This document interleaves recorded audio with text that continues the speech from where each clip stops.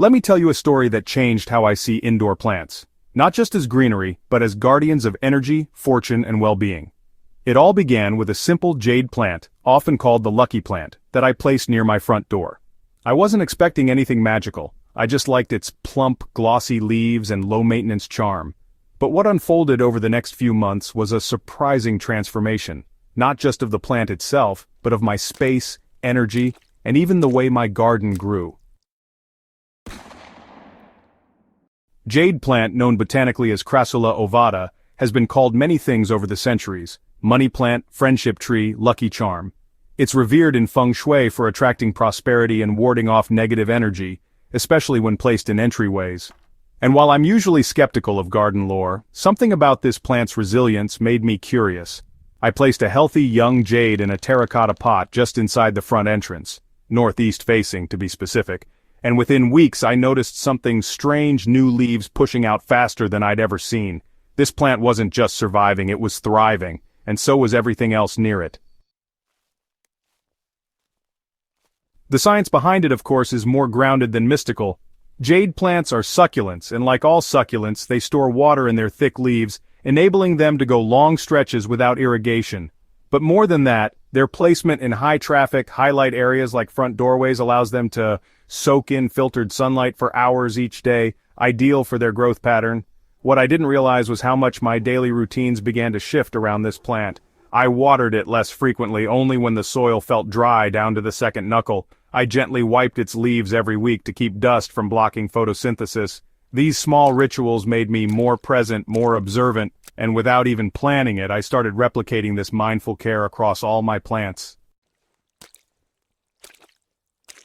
Positioning the jade near the door wasn't just a symbolic act. That area tends to be filled with temperature fluctuations, minor drafts, and brief morning sun, conditions that jade plants actually love. Their tolerance for neglect makes them ideal for transitional spaces, and the warmth of indoor air in winter months gives them the signal to rest, then regrow. The pot choice also mattered. Terracotta is porous and encourages good root aeration, preventing the soil from becoming soggy and keeping the roots oxygenated. Within 3 months, I repotted the jade because it had outgrown its original container. The root system had expanded beautifully, a sign of balanced watering, proper light, and good airflow. Then came the real surprise. My other houseplants, some of which had been stagnant for months, began to perk up. I can't scientifically prove that the jade plant influenced them, but I can say that its presence made me far more attentive to environmental cues. Drafts, humidity, shifting sun patterns. I moved my pot, though, slightly to the right, away from a cold window pane. I started rotating my peace lily weekly. The transformation in their health mirrored what I saw in the jade. Another subtle shift happened with visitors. Friends who walked through the front door often commented on how fresh or alive the space felt. One even asked if I'd installed an air purifier. In reality, jade plants are known for their ability to remove volatile organic compounds, VOCs, from indoor air. Though they're not miracle workers, having more greenery near entry points contributes to cleaner air and a better indoor atmosphere, especially in urban homes where cross-ventilation is, pretty limited. Beyond the practical benefits, I noticed a psychological shift too.